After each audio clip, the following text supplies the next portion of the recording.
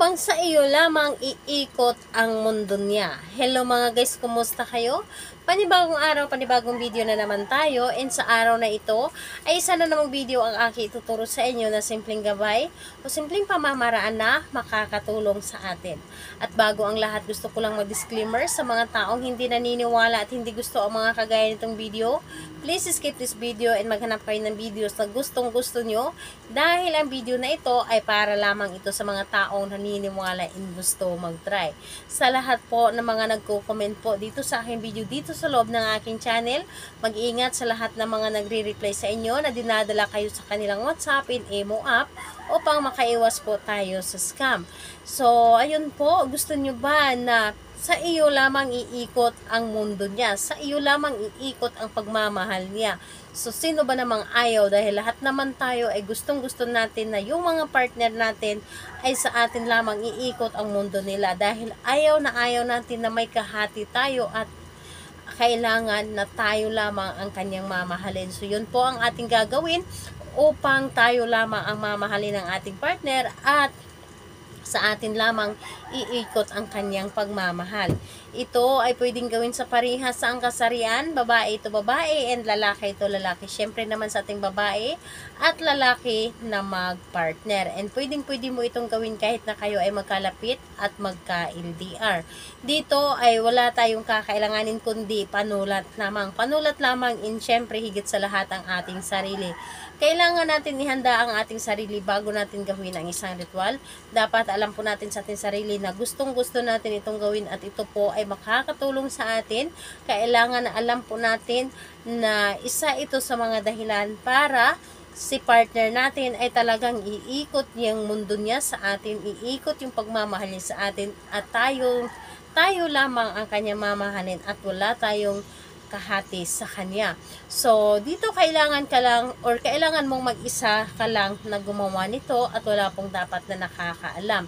Kapag ready ka na, ay pwede mo na itong simulan.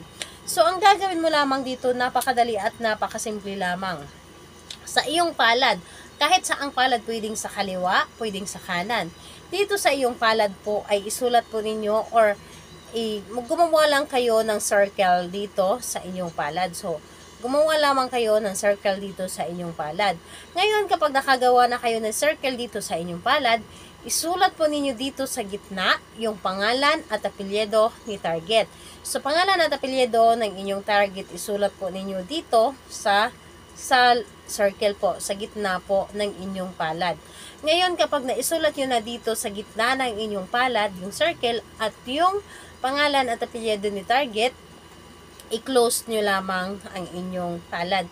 I-close nyo lamang ito at ibulong lamang dito. Ibulong po ninyo na sa pamamagitan nito, yung taong gusto ko, yung taong minamahal ko, pangalan at apelyido niya, ay sambitin mo at sabihin po ninyo dito na sa akin lamang iikot ang mundo niya, sa akin lamang iikot ang pagmamahal mo, wala kang ibang mamahalin kundi ako lamang at wala kang ibang gustong makasama, wala kang gustong makita, makausap, kundi ako lamang. So, sabihin niyo dito lahat-lahat ng gusto ninyo, kung ano man yung nasa puso ninyo, yun po ang sasabihin ninyo, lalo na kapag yung partner ninyo ay medyo matigas, yung partner ninyo ay medyo babaero o lalakero, sabihin ninyo dito na kayo lamang ang mamahalin niya at wala kang kahati, ibulong po ninyo dito sa inyong ginawa. Ibulong po ninyo dito lahat-lahat ng gusto ninyo para yung partner ninyo, kayo at kayo lamang ang mamahalin niya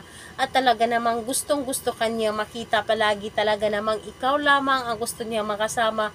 Makikita ninyo ang napakabilis na resulta nito.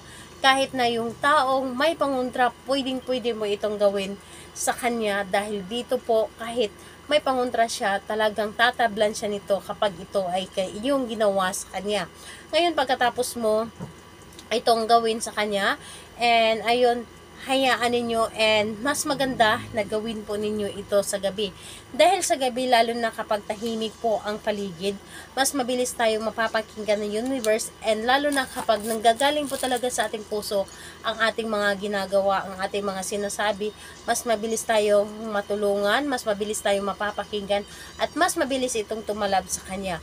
So, mas maganda na gawin natin ito sa gabi bago tayo matulog. And pwedeng-pwede itong gawin na sa kahit anong araw at kahit anong oras. And pwede mo itong gawin na gabi-gabi or araw-araw. Isulat nyo lamang sa inyong palad. So, ayun po. Sa lahat po ng mga gustong magpa-shoutout, mag-comment lamang sa baba para ma-shoutout ko kayo sa next video. And sa lahat po ng mga gustong magtanong, mag-comment lang din po sa baba para ma-replyan ko din po kayo. Salamat po sa inyo. Bye-bye everyone. God bless us all.